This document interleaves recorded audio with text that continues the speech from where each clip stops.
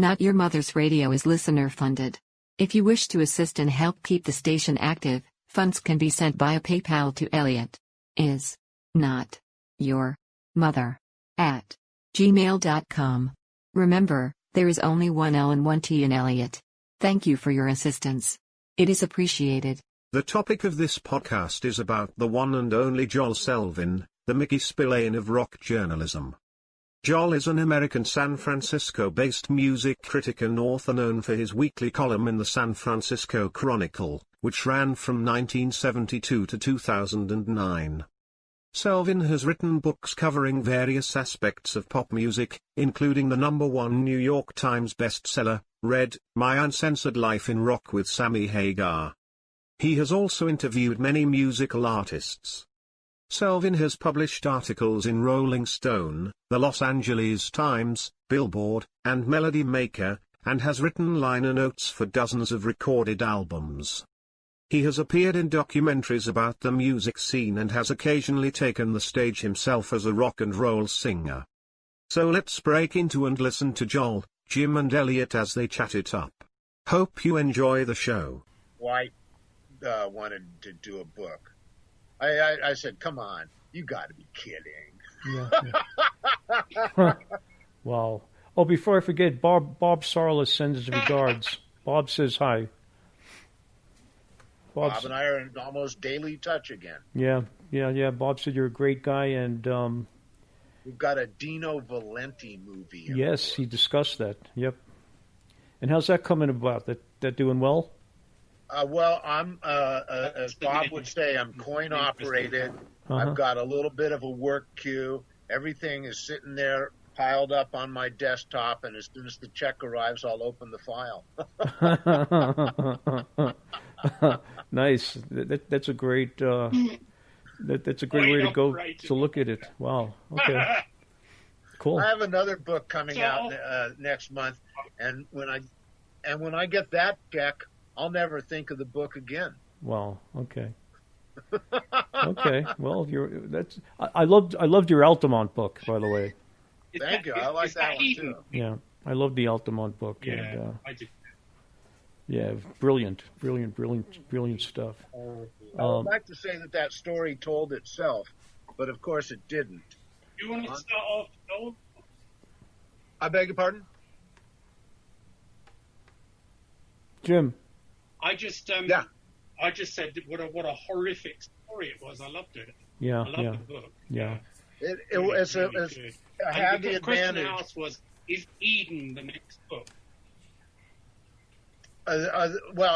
They're all connected in my mind, and oddly enough, the seeds of Hollywood Eden are in Here Comes the Night. Oh, really? Very much so. Okay. Oh, right. Okay. Did you? Although there's very little of the same material in the two books. The lessons that I got, some of the lessons that I got out of Here Comes the Night were directly applied in thinking up and initiating the whole Hollywood Eden project. Okay, cool. Now, did you do a lot of dealing with Sam Cutler when you did the Altamont book? Sam, what did we do? We talked on Skype. He'd written his own book, which of course was pretty darn good. Yeah, it was a good book. And then after the book came out, Sam was very enthusiastic, and we did a Facebook Live thing that went out to thousands and thousands of people. Right. And we'd done a couple of public appearances together. Sam's a funny guy. Sam is a pirate. Yeah. And occasionally has had more than his share of grog. But he's the real deal. Yep. And you don't get anything less than that from Sam. Yep. Yeah, Sam's a great guy. And he did a podcast with me months and months and months ago, and we're going to be doing another one. And he's really, really definitely has a lot to say. Always. Always, yep. Definitely has a lot to say. But let's talk about you. You, man, what a great writer you are. I am so impressed with your books, and really, really thankful that you're doing this with us today. I need a little class on my podcast. I need somebody. Well, I like to do everything I can because you never know who's listening. Yes. That's true. So Jim, do you have some questions to get started? Well, I'd like to know just a bit about how you got started, Joel, from before you really became a really well-known international best-selling author. How you I know you worked at the SF Chronicle for years, but how did you get into that? What were you doing before that? And was it related to music? And first of all, I want to say, it's fascinating to find out that I've become a really well-known international best-selling author. I almost want to, pick up the phone and call my mother. The whole thing is very organic, Jim. I dropped out of high school in just before June of 1967, which was prime time for dropping out of high school.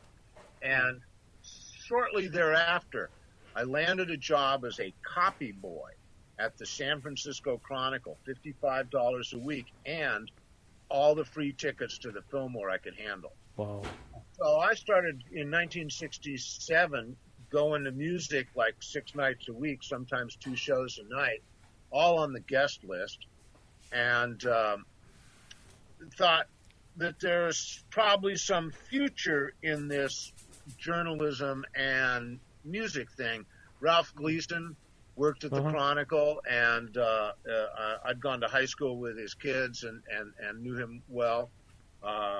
Rolling Stone's first edition was November of 67. I remember buying it at UC Corner, a newsstand in Berkeley, and you're reading it over lunch at Si's Charbroiler. So all this stuff was going on, and I excused myself to do a little higher education at the University of California in Riverside, where I really just spent most of my time writing for the student newspaper. And you could get interviews with anybody, and it was an hour outside of Los Angeles. So I did an awful lot of music journalism and very little classroom work. I spent a week with Little Richard while he was on the comeback trail, and interviewed Alvin Lee and Sly Stone, and just did tons of that stuff, and realized that's what I wanted to do. Moved back to San Francisco and started writing. Among the places was the Chronicle, of course, and it wasn't long before I had a staff position at the Chronicle to write about this stuff. And I think, my first Chronicle bylines are like 1970, and I think by 1972 they were paying me every week. Wow. Did it seem like, you said you moved back to San Francisco, did it seem like San Francisco, obviously you were based there, did it seem like the scene was much more happening there? Because there was the scene happening in LA before, or at the same time as San Francisco, wasn't there? There was 2 scenes going on at the same time in a way. They were related. It was an hour apart. If you were a San Francisco band, it meant something to be accepted in Los Angeles. If you were a Los Angeles band, it meant something to be taken to the art. The early adventures in San Francisco by Buffalo Springfield involve a lot of time with Moby Grape. And you can see how there was cross-pollination going on there. Likewise, the Doors had some early adventures in San Francisco, playing gigs and working the Fillmore with the San Francisco bands. Keep in mind that the San Francisco bands were largely unheard outside of San Francisco until the Monterey Pop Festival. I mean, that was the first time Big Brother and the Holding Company played outside the 5 Bay Area counties. Yes. And the Grateful Dead had gone to New York after the album came out, but that was about it for their touring. Maybe they'd had a LA. Oh yeah, they went down to LA and did the acid test stuff in April of '66. But really, it was very limited exposure for those bands, and groups would come in to San Francisco to play like the Avalon or the Fillmore, and then they'd hear Quicksilver or they'd hear Big Brother and think, my goodness, what is going on here? There was, in the year or 18 months of 1966 and the first half of 1967, what was going on in San Francisco was very different than anywhere else, truly unique and highly inspired. Well, I spoke any member. Sorry, go on. Yeah, I spoke to Barry Goldberg Friday night, and he had some great San Francisco memories. Well, the Butterfield Band, which Goldberg wasn't really a part of, but that's what his crowd. Yeah. But the Butterfield Band was the first monolithic influence on the San Francisco scene. Right. They showed up at the very beginning of the Fillmore era. Yep. And what they already could do was what the San Francisco bands aspired to do. So they had a run in February of 66 and then a long run in March where they played many dates. And by the end of March, every musician in San Francisco had seen the Butterfield Band and clocked out what they were doing. Yeah. And those records were super important. They were great records. The first two albums. Yes. Important. And then when he left, when Bloomfield left and started the Flag, Barry said he could only last a few months. He said there was so much bad influences in that band that he had to go to L.A., and it took him 2 years of therapy to get back on his feet, that he left San Francisco a mess. Well, Bloomfield Life was just a disaster. I remember him telling me in an interview how he didn't want to live like a tortured genius and citing Charlie Parker, but he did. Yeah, he did. That was his life. Turned blue so many times that the Mill Valley Fire Department called it the Bloomfield Call. Oh, the Bloomfield Call. Really? Off they go, revive Mike again. Wow. It was Nick Gravenitis that mapped out San Francisco for that crowd. Gravenitis had been coming out here since the 50s, and as soon as he read On the Road. Uh-huh. And he was like this combination in Chicago thug right. and coffee house beatnik. Yeah, Nick the Greek. And the dichotomy pulled on him when he was in Chicago, but when he was in San Francisco, he could just be that coffee house beatnik, which was much more comfortable, although I think he still did carry a gun with him an awful lot of the time. Yeah, and he did some great writing. He was a great writer. Nick was a tribal elder while he was still a young man, and he was one of those people that pulled people around him. Yeah, he did some good writing. Born in Chicago is the absolute classic of that whole genre.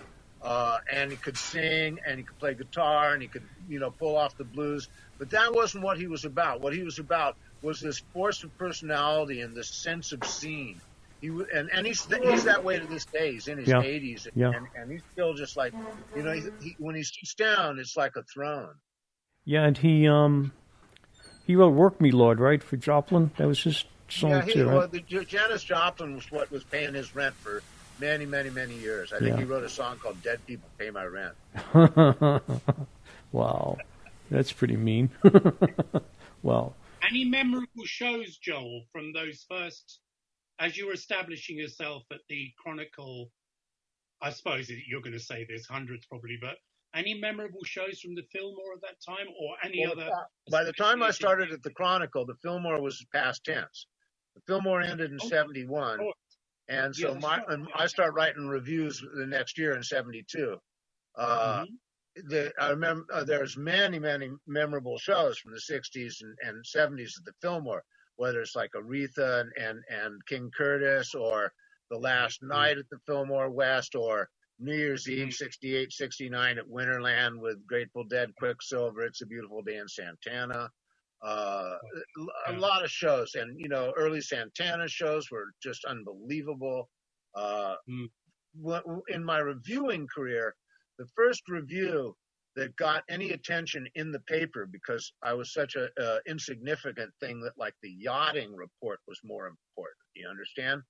Was I wrote a review of a nightclub show by Bob Marley and the Wailers before it was Bob Marley and the Wailers. They'd been stranded in Vegas after 2 dates or something like that on Sly and the Family Stone tour. And a nightclub owner in San Francisco named Scott Peering brought them in on a flyer, $1,500, because they needed money to get home. And the whole Marley thing, and it was Tosh and Bunny. And Joe Higgs. It was this really, amazing, seminal group of Wailers. The shows were unbelievable. The guys were amazing. And there was so much going on with that it was the first review I wrote that appeared above the fold in the newspaper and had a 1-column mugshot of Marley in it, because the editor was some, bleeding heart left-wing liberal who got the whole thing about the, struggle of the masses in Marley's music, and figured this wasn't just another dumb rock band. Wow.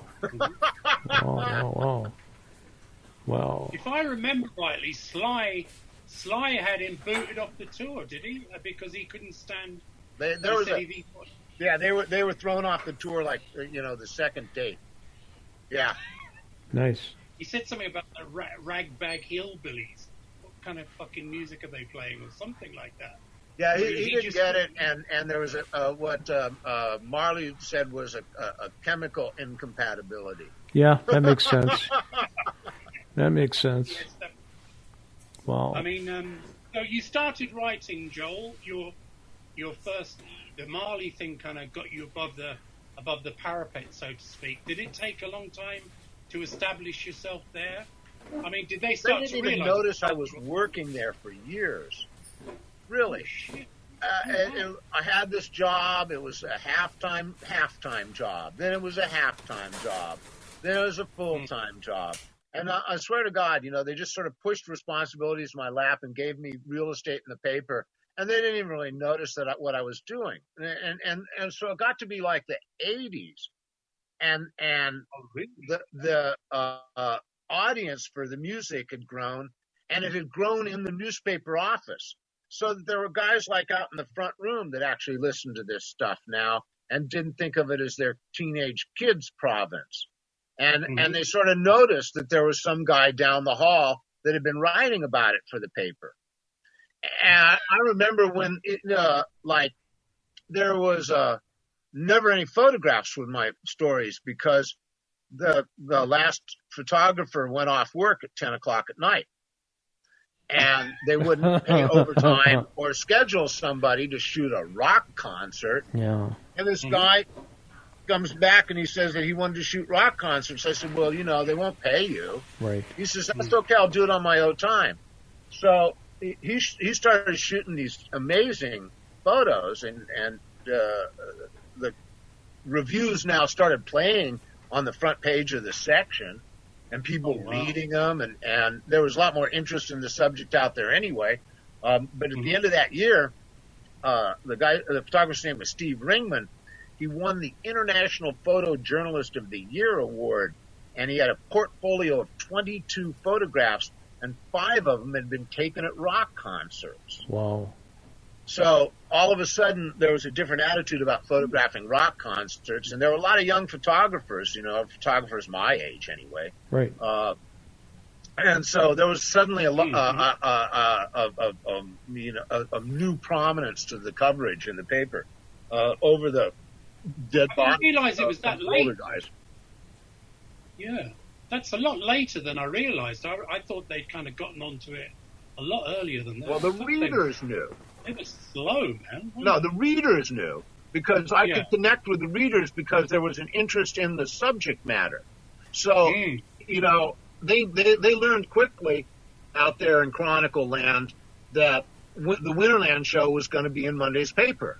And it wasn't necessarily going to be on the front page but in those days, the entertainment was downplayed in the whole newspaper. It was in the middle of the section, And if they hadn't run the TV listings, about half the people that subscribed wouldn't have even opened the section. Right.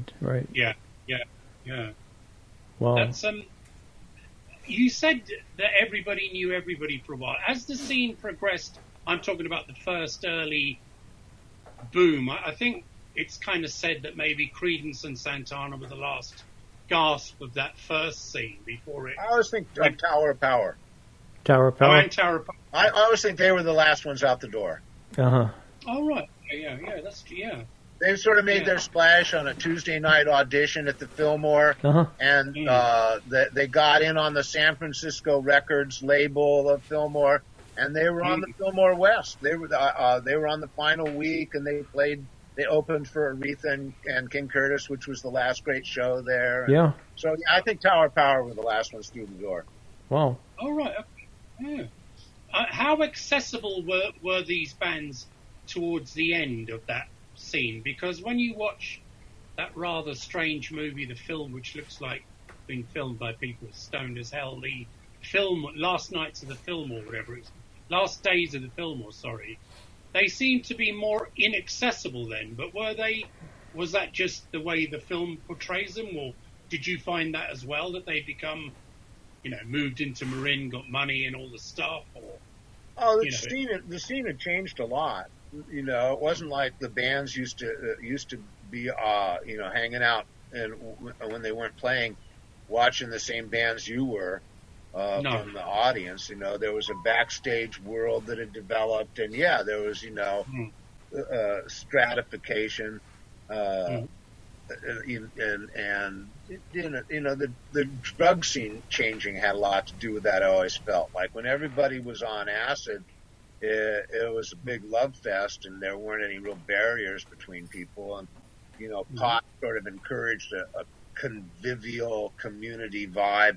But when they started doing blow, it was like, hey, come with me. Let's go over here in secret. We can't really share this. Yeah.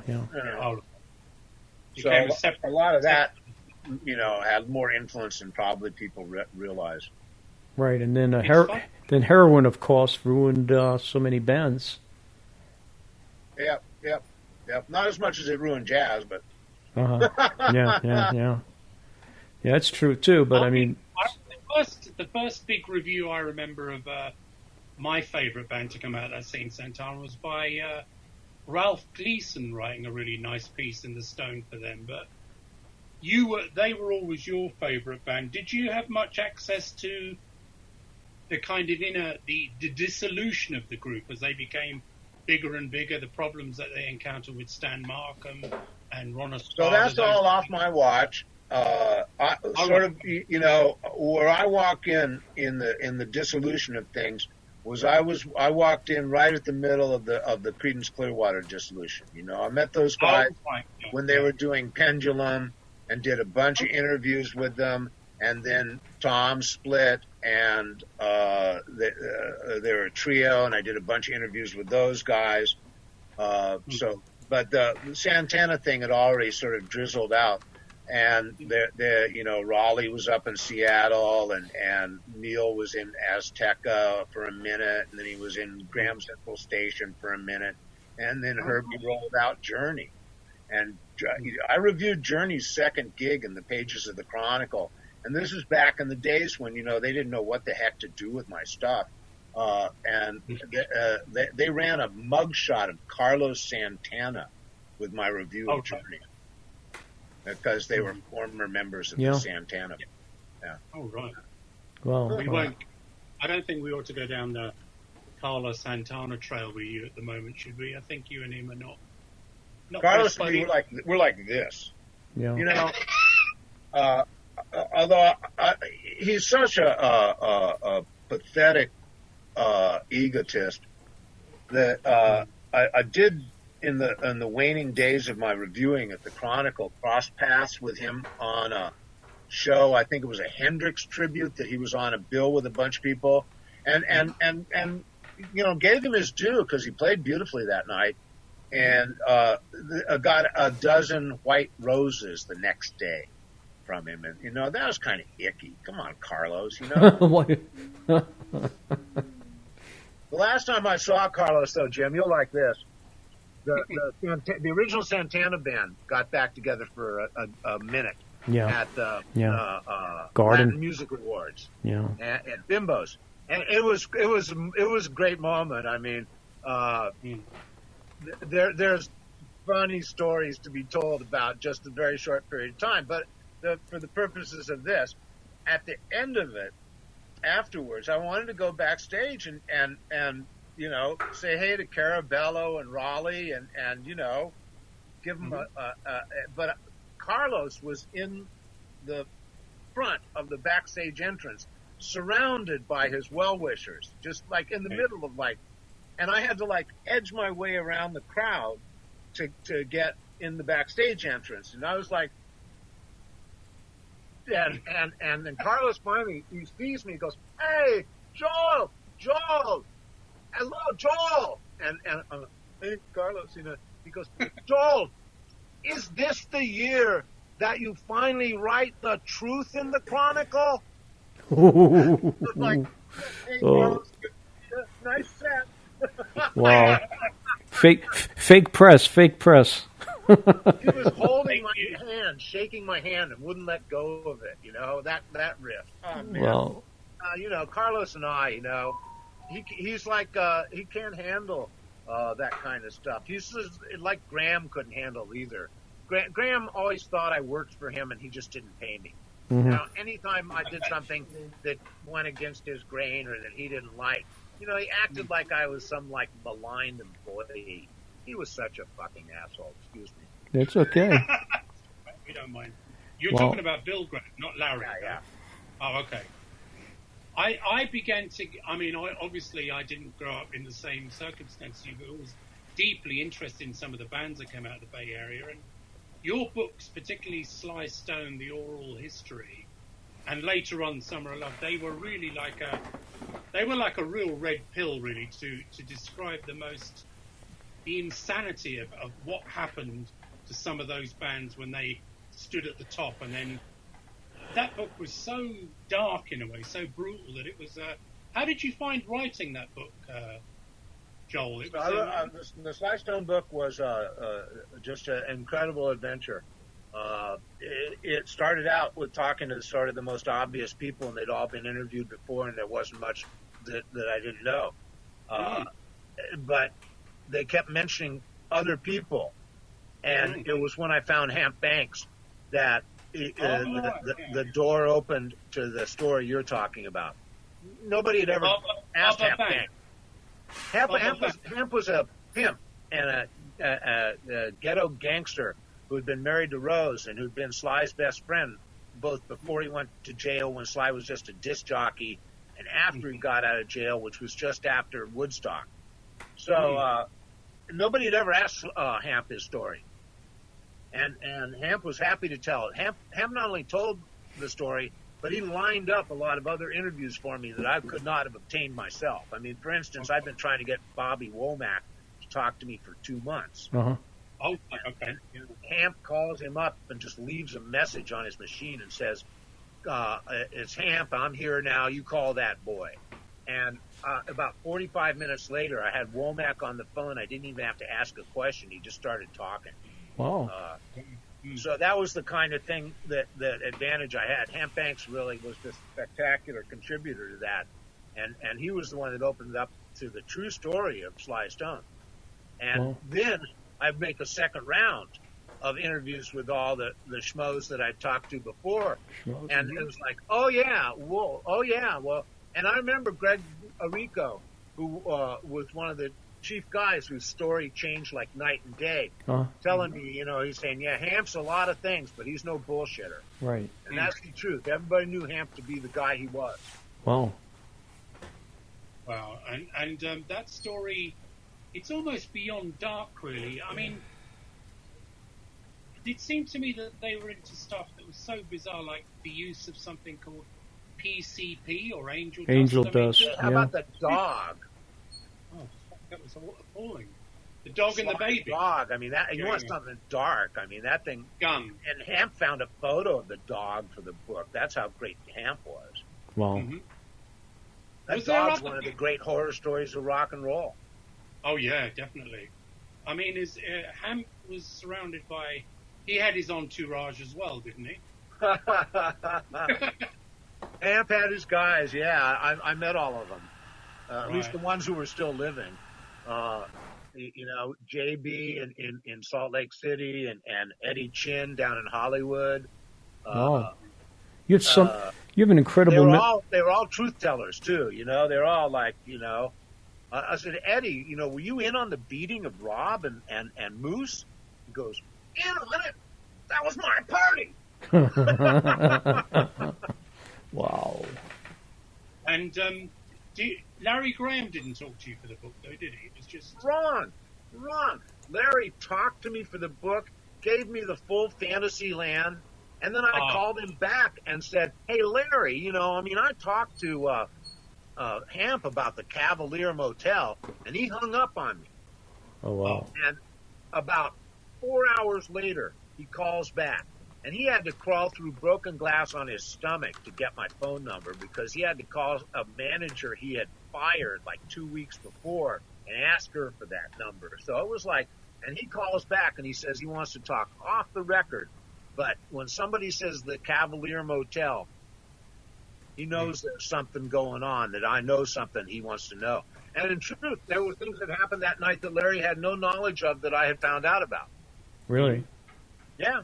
So, I talked to Larry plenty. Of all the people in that band, I was closest to Larry in many ways. Right. So that story, Joel, was people knew that the band showed up late for gigs, etc., etc. But that backstory had never been told then until. No, it had never been. Yeah. All right, because I had the feeling when I was reading it that it was kind of sort of underground common knowledge or something. But it wasn't at all. It was the first time that story. Wow, man, that's interesting. Because I got the same feeling when I read The Summer of Love. Even though Spencer Dryden, this, that, and the other, the various other people, Valenti and these people. That was an incredible. How sour things became. How quickly things soured in that amazing scene.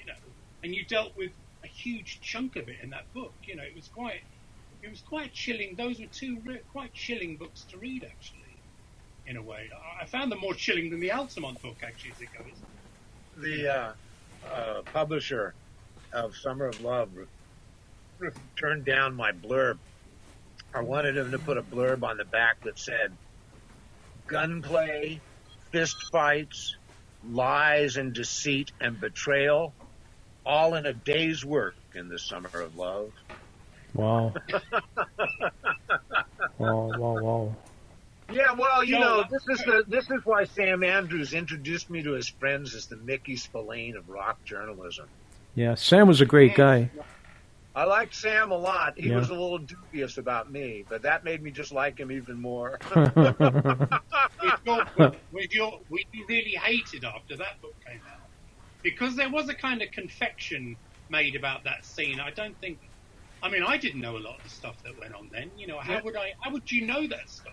There is a protective gauze over rock's myths. Yes. Yeah. And you violate that gauze at your own risk. Mm-hmm. Can you imagine what my standing in the Grateful Dead community is like after Fare Thee Well? Pretty low, I would think. Pariah is the word. Yeah. Mm. Wow. They can't handle that stuff. Yeah, but you had that. They don't want to know that Phil Lesh is an asshole. That's just not part of their purview. Right. But I'm a writer, and I like dark stories. They're like life. Hello there. Wow. I'm not scared of the truth. The truth is what makes the components of stories and epics and adversity, overcoming adversity, or succumbing to adversity. They're equally dramatic. Yeah. I was going to say, Joel, that book, going back to the Summer of Love at the moment, LSD and the Wild Times, Wild West, it seemed like an incredibly detail-rich book to me. No, it seemed like it was an incredibly detail-rich book.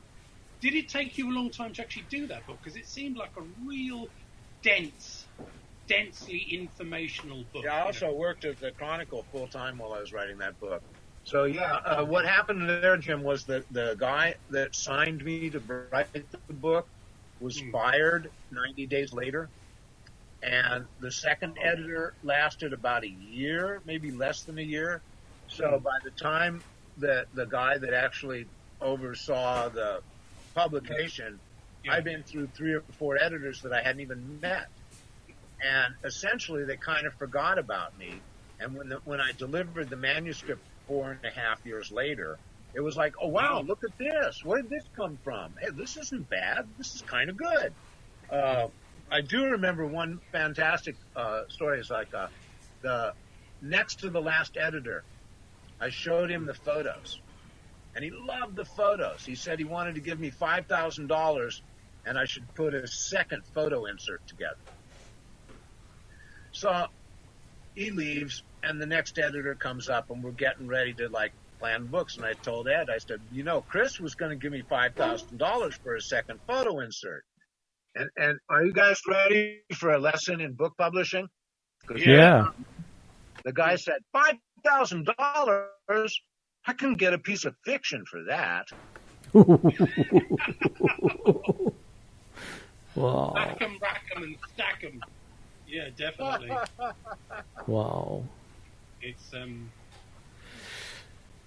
don't know if I told you, Joel, but I was offered that Sly Stone book by Hal Leonard, and do you know how much they had on the table for it?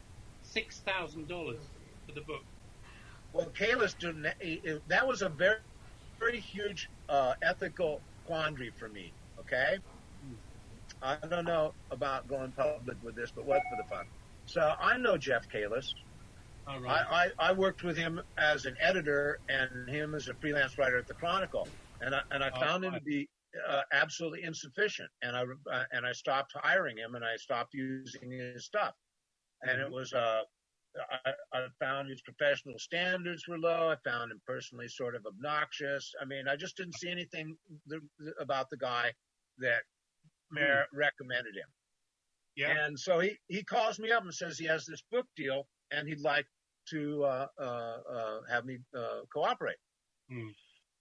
Now, in my life, I have made an absolute policy of returning the kind of cooperation that I ask of people when I do my projects. My files are open to anybody who wants to go through them. Anything I've got that I've acquired, I'm happy to share. But I had to think this one over. Like, Kalis? I'm going to try, because I have a treasure trove. I have the entire transcripts to all my Sly Stone interviews because I had them transcribed and I had them printed and I saved them all. I mean, the stack this big. I pondered that for quite a while and realized that my dislike of Kalis or my approval of Kalis or whatever was just not important, and that I had to live up to my karmic responsibilities. And I gave those interviews. And I don't believe he would have had a book without them. He was scrupulous about attributing his use of them. I'll give him that. I mean, every time he quoted one of them, he said, you know, so-and-so told Selvin. Okay. And I'd say more than half the quotes come from those interviews. Really? That was a fucking terror. I don't give a fuck what he thinks. That was one of the worst books I've ever. It was so boring. So what about those Dutch guys? They put out a really boring book. I mean, the. You mean the ones with all the single? They tried to get a deal with. I don't know if we should talk about this, but they tried to get a deal in England for that. But I think they were turned down because they thought it was very dull as well. You're talking about the one with all the album sleeves. It's a real thick. They did a George Clinton one too, but it's just obsessive kind of fan stuff, really, I think. But there's been some really bad stuff done about Sly. There was a very deep, interesting article done in the 90s by a writer named Joe Wood. I think it was in Vibe magazine. Oh, I've read that. Yeah, that was great, man. Yeah. Joe Wood later lost his in the woods. in the forest camping. His body was eventually recovered. Really? Yeah. Whoa. But that was a very good piece. That was a very good piece. And there was also a really crazy Dutch guy that did a very funny documentary film about looking for Sly. Oh, I've seen that. Yeah, it's in very funny guy, Wolf. Wolf would call me every few years. You know, he's always up to something crazy. Yeah. What is the deal with Sly? There's been quite a few, or certainly 2 or 3 movies being made on him. I guess, is it all the Jerry Goldstein stuff that stops it coming out? I don't know if we're allowed to talk about Jerry Goldstein. Well, I'll tell you this, that in the last stages of the lawsuit with Goldstein, where there was, Sly was under the supervision of a pair of lawyers who had financed his lawsuit.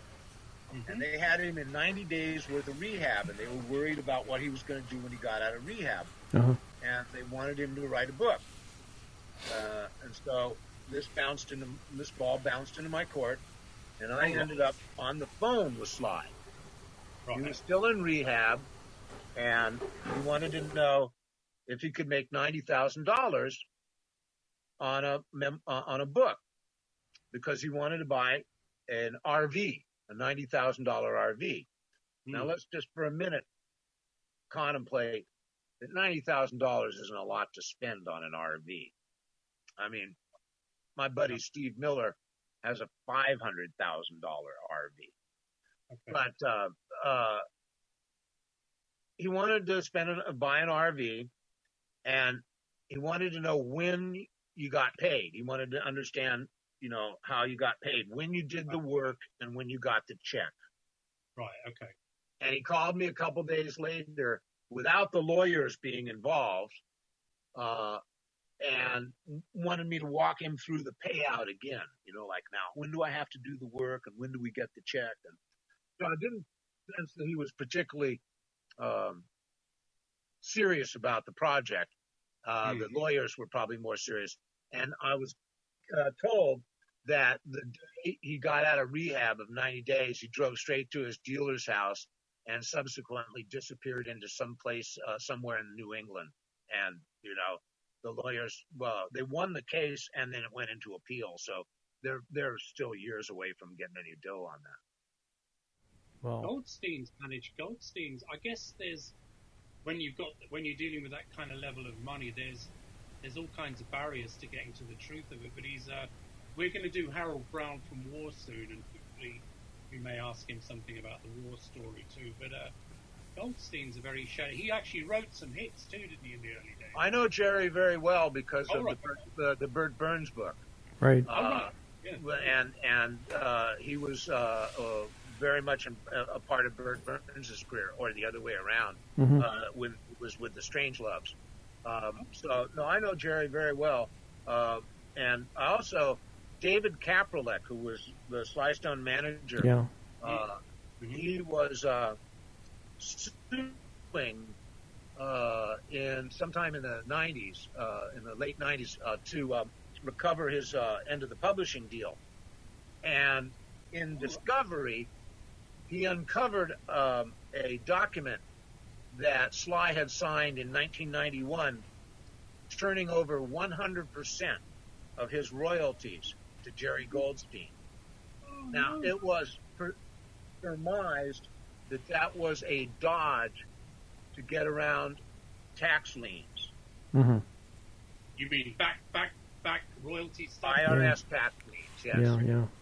And to preserve the integrity of the payments. Right. But there's no evidence that there's a subsequent document granting Sly any of the rights back.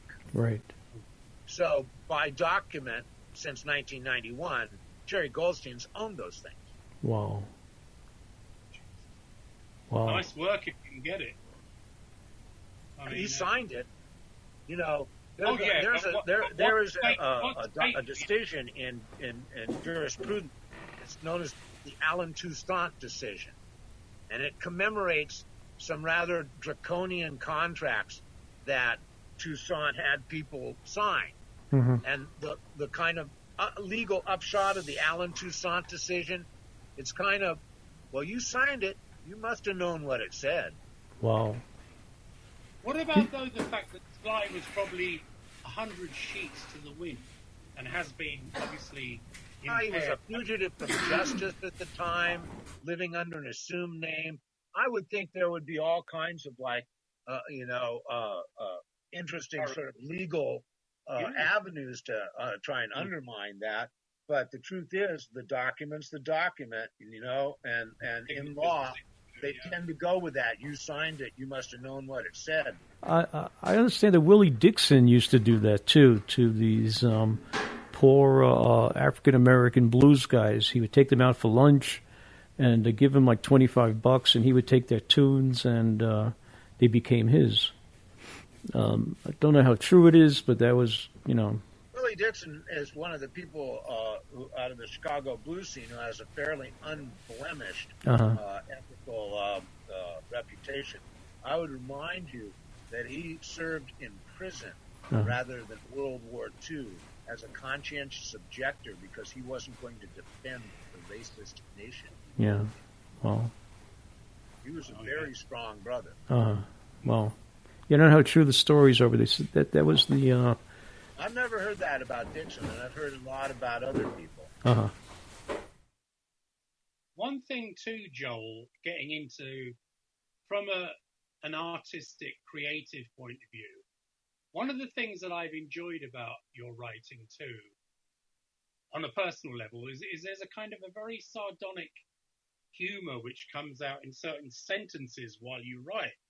And I remember one of them was, these are some examples that made me laugh, because there's a certain sarcasm in it, which is quite unusual, because a lot of American writers are not that sarcastic in a way. And one of them was something about Skip Spence with Moby Grape crashing his one of his bandmates' door down, and it looked like he shaved with a rusty axe.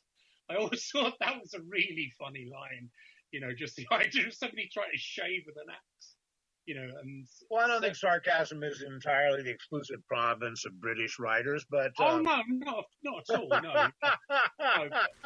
That actually made me laugh out loud when I read it. It was like... And there was a thing about Chapito in the Summer of Love book saying, the outgoing arrears. Just the way you said the outgoing arrears, as if he was at a social soiree. And at the time, he's, of course, flashing his member to passing French women from a French hotel. And the combination of the outgoing arrears was just such a funny thing to have written that. I burst out laughing when I read that. And certain kind of, sentence constructions. Like there was another good one I liked. You mentioned something about Shreve and Santana talking at the Paisley Penguin once. And there's a really, for any of those who don't know who are listening, Michael Shreve is the original Santana drummer, and Carlos is the Santana namesake. And they're walking across the thing, and Shreve said, you can't tell him to do that. It's not your group. And Santana goes, not yet. And then you said, a chill rippled through the drummer. And I thought that was a really nice touch to kind of convey that sudden waking up, a realization that, a red pill moment where you realize, fuck, things are not what I thought they were at all, So those writerly things, from a writer's point of view, I found really very interesting, Joel, you know what I mean? And I really picked up on that stuff a lot, I really appreciate your attention to detail. In something like that, I'm sure something Michael said to me cued that. I never add details that I fabricate. I will sometimes project details that seem obvious to me, or drill down a level on something somebody said, but they never come out of whole cloth. And the idea of Summer of Love, the overweening purpose of that book was to find out what it was like to be those people.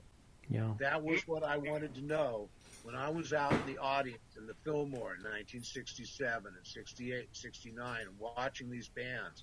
and being as excited by everything as everybody else, I wondered, what was it like to be in Santana? What was it like to be in the Jefferson Airplane? Yes. And that was what the exploration was for that book. And to a certain extent, I think that sort of carries through the rest of the work. You know, that the elemental experience of the book would be to sense what it was like for those characters under those circumstances at Altamont, or you know, Burt Burns' life dealing with gangsters and Atlantic Records partners, and or in this latest thing, which is, you know, largely about the Beach Boys, Jan and Dean and Nancy Sinatra, and a bunch of people that went to high school together. In West Hollywood in the 50s. Wow, man! It's really, I mean, in a different way to the English music scene. It's when those musicians bump up against the mob and that, you realise how their lives are worth nothing. It doesn't matter how creative they are. If they make the wrong move, they could end up with like one leg, or not end up at all, or just end up. That's it. They just end. And it's, to think of that kind of sheer brutality of it in a way is quite amazing, isn't it? These people that are revered by so many people for their insight, their emotion, their integrity, and on the other side of it, there's these people that don't give a fuck at all. It's that came across very much you, Burt Burns film. You know, I watched that and I really enjoyed that as well. Yeah. You've got some Jan and Dean links there, haven't you? Yeah, I did. I did a later show with them. It was after Jan's accident. I guess it was in the early '80s. It was set for an HBO airing and never took place. But we brought Jan and Dean in, and Mark Volman and Howard Kalin were the MCs. We had the club converted into a beach thing in New York, and the whole bit. And Jan was already a little, he wasn't doing that great. He obviously had, he was brain damaged and everything else. And Dean was running the show at the time. And it was pretty apparent that Dean was really taking advantage of Jan. I mean, he would tell people that back in the old days, Jan was getting the bigger percentage of the duo's, income. And now it was flipped. Dean was getting the bigger percentage, and Jan was pretty much kind of paraded around like just anybody could have been Jan pretty much. Jan had very little to do with anything else, and Jan was. I'm sorry, I can't hear you. Was he in a wheelchair? No, he could walk. No, he could walk. Oh, okay. He could walk. He couldn't sing very well. No. And he couldn't talk very well. No. But he was very present. Yes. He was very aware of where he was and what he was doing, and he was taking an immense pleasure out of just being in front of audiences and being in the band. And it was a huge therapeutic event for him, but he wasn't very capable. No, and Dan... was that with Papa Do Run back behind them? I believe it was, actually. And so that was a Santa Cruz band that had been doing Beach Boys and Jan and Dean songs long before that. And they'd been very popular around the beach doing that stuff. And they had it down. Right. They had 6 singers in the band. They had every part covered twice. And they could carry Jan, and Dean needed carrying too, by the way. Yes, he did. They could carry those guys to the end of the show. They were fabulous. They were great. But Joel, do you know Michael Epstein back in New York? Epi? Okay, I used to work in a club called My Father's Place, and Epi Epstein was the owner. I was general manager. Okay, I should know the club. It was out on Long Island, right? Yeah, in Roslyn. I was the general manager at the club at the time, and Jan had a cocaine problem, and he was getting the drugs through the band, so to speak. And, he would get paid, and the guys in the band would take his money. And it was really pathetic. It really was. And I remember talking to Howard Kalin about it.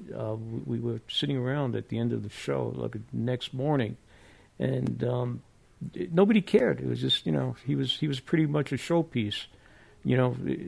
And Dean couldn't go out on the road and make money, so it had to be Jan and Dean. Jan was this. So Dean didn't make any dough with that. He had a graphics arts company that he was living off of. Yeah. It was a thing that he felt like had to do because Jan needed it so much, and it was very much of a burden to him. And Dean's not exactly like warm-hearted, giving, loving guy. Mm-hmm. He's looking for his end of the deal too. Sure. And also, he was under Jan's thumb the whole time they were Jan and Dean. Yes. And he was just the patsy, and Jan was the genius. And he pretty much said that. They weren't pals. Yeah. They weren't friends. No. I think Dean was at the hospital twice. Yeah. And Dean had this whole. He was pretty arrogant about it. It's my turn to be the guy in charge now. And I'm sure he was. Yeah. I met with Dean prior to doing the book, and I talked to him for a while, and I read his book. Yeah. And I talked to Lou Adler, who was their manager. Right. And I realized there was nothing I was going to get out of Dean that wasn't some self-serving fantasy. Right. So I never really went back to detail out our discussions. Yeah.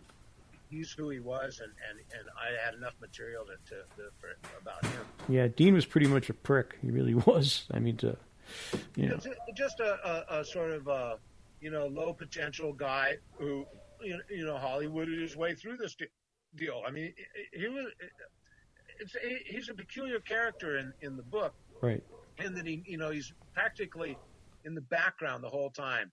I mean, he doesn't even sing on Surf City. Right. Brian Wilson sings more on Jan and Dean records than Dean does. Yeah. And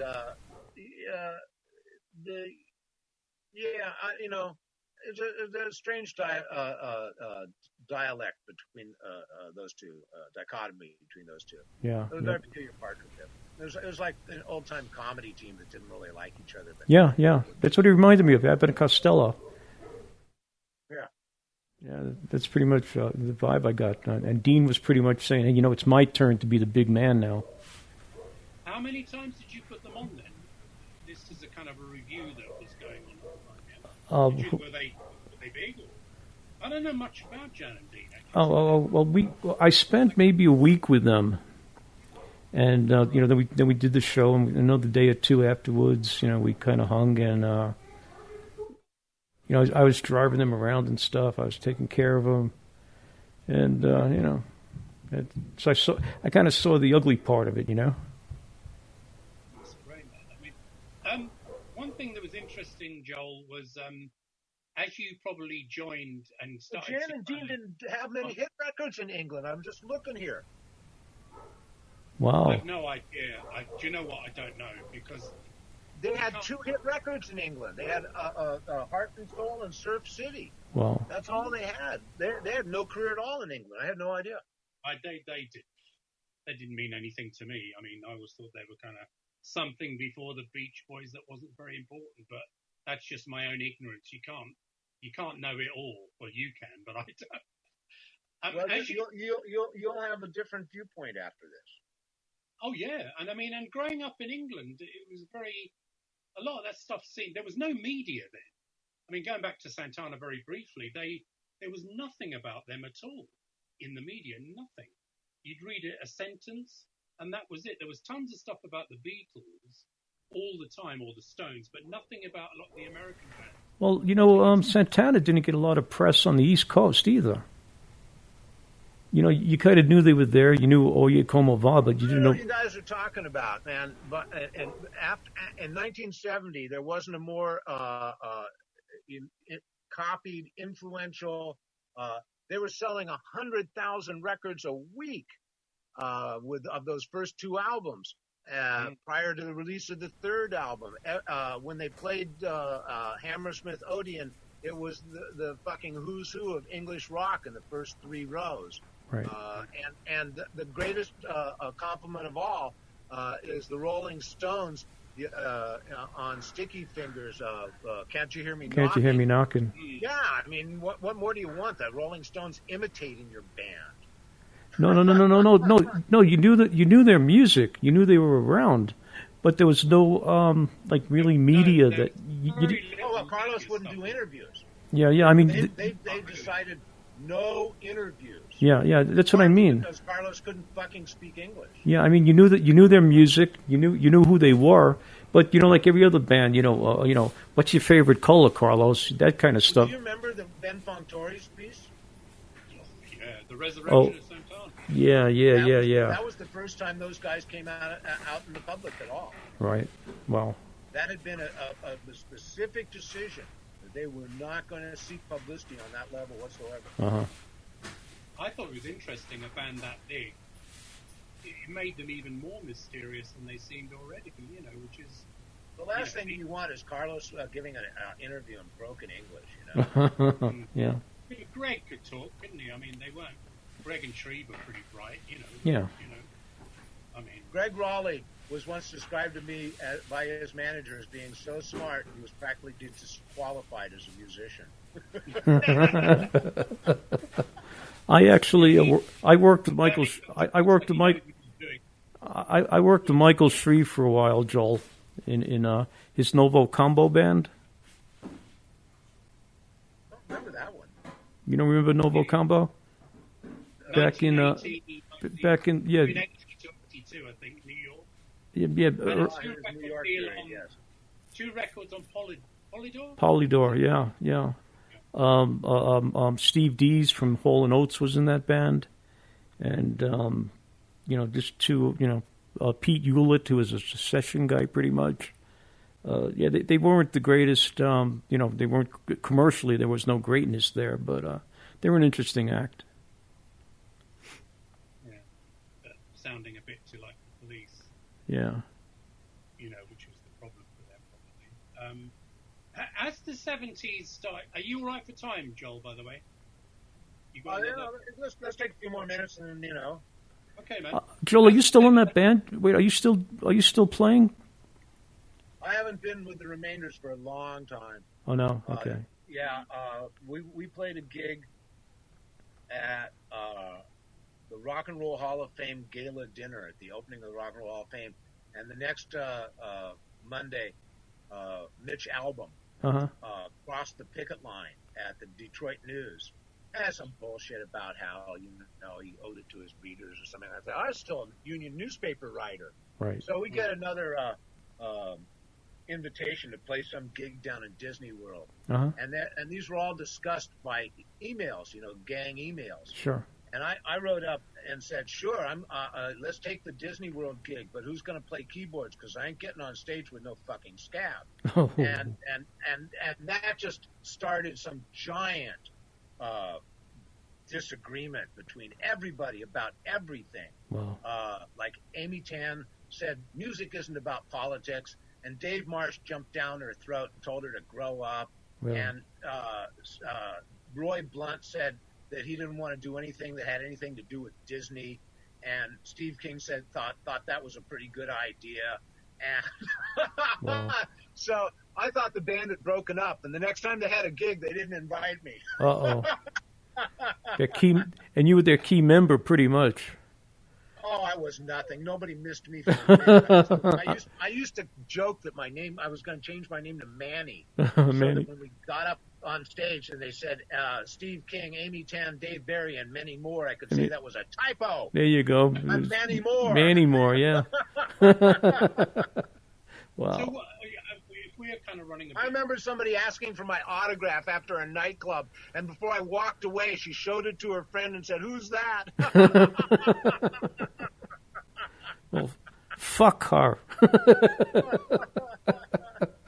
Are you kidding? That's my fan. Yeah. That's your fan. I think she's listening to this podcast. Joel, can you recommend any, outside of your own oeuvre, can you recommend any good books about the music scene that we should be writing? So I love Michael Dregny's biography of Django Reinhardt. I think that's just a brilliant piece of work. There is a biography of Howlin' Wolf by a pair of writers. I regret not being able to recollect their names. That I think is one of the great accomplishments of blues history. Oh. Although Bruce Confort's recent biography of Robert Johnson is just astonishing work of scholarship. And I've never ever been anything but incredibly impressed by anything that Nick Tosches wrote. Okay. Oh, right. The Elvis books. He wrote a biography of Jerry Lee Lewis. He wrote an incredible biography of Dean Martin. He wrote a book about Sonny Liston. He's written a tremendous amount about the sort of seamy underside of pop music, and he's just one of those people whose abilities with words is just supernatural. Oh. Wow, fantastic! I have the Dean Martin book here, actually. Dino, something. The opening page. I read the opening page every time I start to write a book. Really? Yeah. Just to remember how books are supposed to start. Let me write that down. I want to check that out. Yeah. Do you know what, Joel? We've done over an hour now. I'd really like, if you've got time, to do another one of about an hour, because I'd really like to talk to you about some of the other books you've done, the Altamont book, the Grateful Dead book, the upcoming Hollywood Eden, the San Francisco musical history tour as well, which has got a lot of detail about the clubs and venues in the Bay Area, in the city and around. I don't know if you're up for that, but it'd be great. We can put another one on the schedule, Jim. You've been such a stalwart supporter of my work, and you've done such great work in the field yourself. I'm happy to be, and I'm very, very flattered by the amount of detail that you've gone to. Well, they literally did make me laugh, and I remember reading the Chapito thing as if it was yesterday. I burst out laughing because it was the way it was written.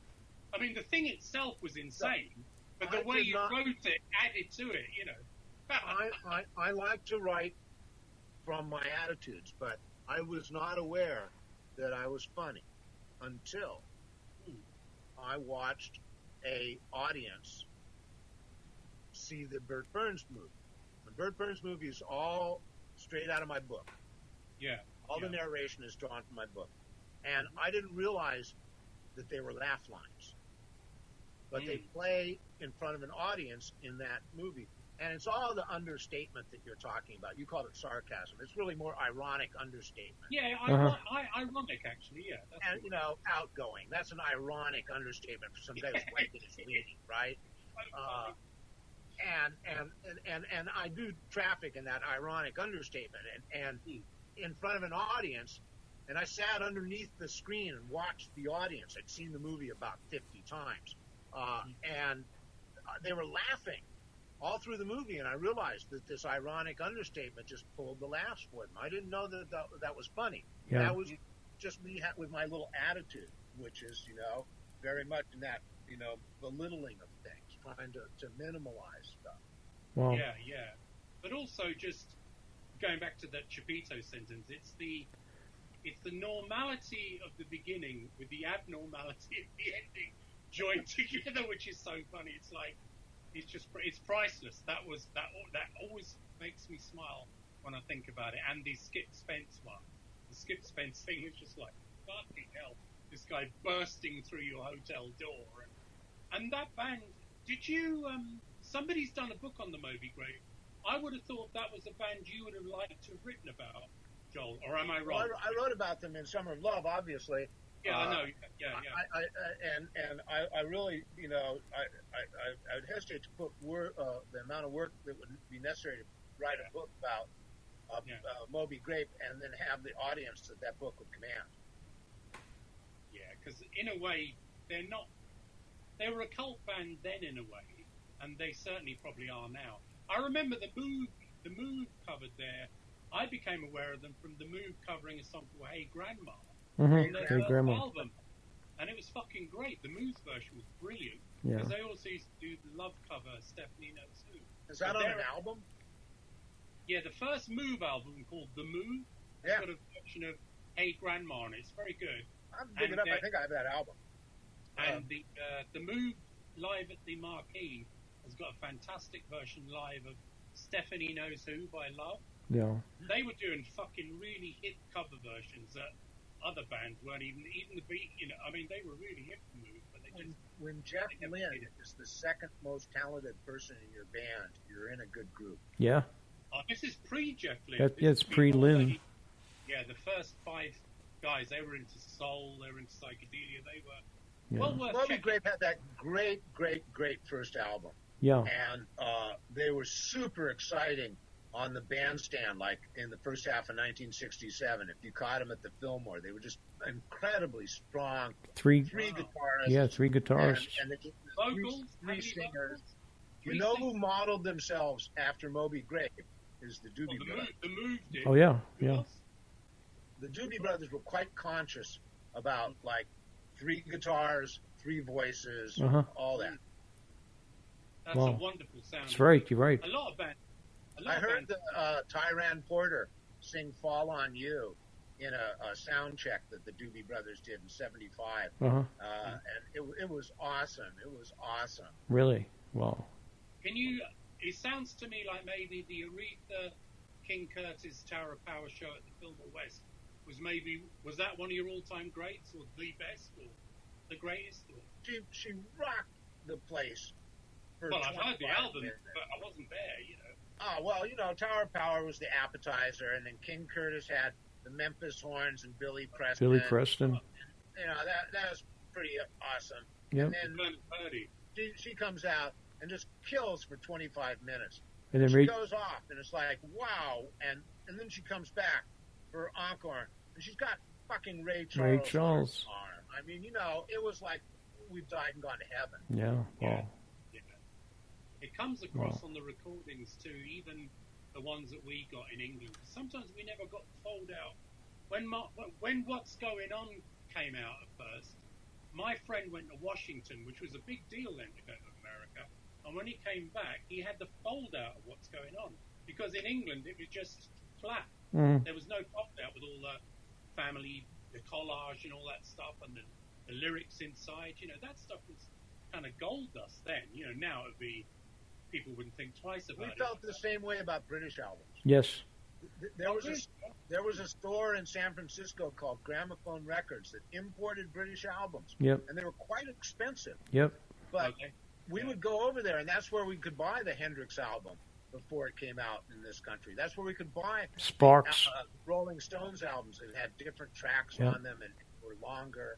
Yep. And by the way, there were much nicer pressings, finer vinyl, and nicer covers too. The slick covers. Much nicer. Yep. The Rolling Stones' first album just was that beautiful picture of them, not England's newest hit makers. And the record felt that same way. And the record envelope had plastic in it. You remember? Oh yeah, no, they were beautiful. And I'll tell you why, Elliot. As I understood this, because I went to LCC Secondary Moderns in 1961 and 62, so I know what it's like to be in England, and it's a working class country, and to buy a record was precious. Yeah. To buy an album was a deluxe moment, right. And in fact, they wouldn't put singles on the albums because the people had already bought the single. Right. In America, they used the single as a way to promote the album. So Painted Black was the first track on Aftermath. Yes. It wasn't on the English Aftermath. Yes. And now it's a single. Yep. So an English person went out and they were paying what? Like $2-3 quid for these records, like $10 or something like that. And it was a huge part of their money. I mean, that was a big part of your income to invest in an album. So it had to be a very nice product. It had to be 25 minutes. It couldn't be 15 minutes. And it had to be finely pressed. And it had to have those little ridges on the record so that when they stacked up on top of each other, the grooves didn't touch. Right. They were finely manufactured. And the covers were beautiful with those shiny cellophane covers. No, the English records were much higher grade. Oh, yeah. Product. Yeah. Because I always thought it was a bit the opposite. I always thought that the Beatles albums, when you got them, were fucked up because they had all these...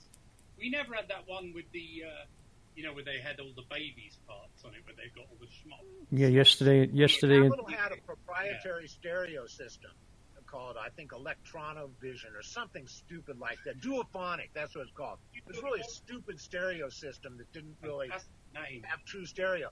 And George Martin, though he denied it at the end of his life, he mixed those first two albums like an idiot. You know, he put the vocals on one side and the band tracks on the other. Yep. Well, it was very common to do that in stereo records in those days, you know, because the stereo thrill had to be there. Mm-hmm. And nobody paid much attention to pop records, for Christ's sake. He was busy, you know, mixing Bernard Cribbins and the London Philharmonic. Right. So, you know, he was just whacking these Beatles records out. So, yeah, the sound quality of early Beatles records in America leaves a lot to be desired, but the early Beatles records in England are a little goofy, too. When they did the CD reissue, there's an interview with Billboard where George Martin claimed that he put out the CDs in mono because that's how they were originally recorded. Right, right. Well, you can buy all the Beatles albums in mono now, can't you? Yes. Yeah, and you can buy them CDs in the duophonic because American listeners wondered, what are these CDs? They don't sound like I remember. Right. So they put out a set of the goddamn Beatles records in the horrible, crappy stereo. Yeah. The Beatles stuff did sound a bit weird at first when it was remixed, didn't it? Did you find that? Well, no, because I was familiar with the British pressings. Yeah. And that's largely what they were. Yeah, no, I wasn't used to the clarity.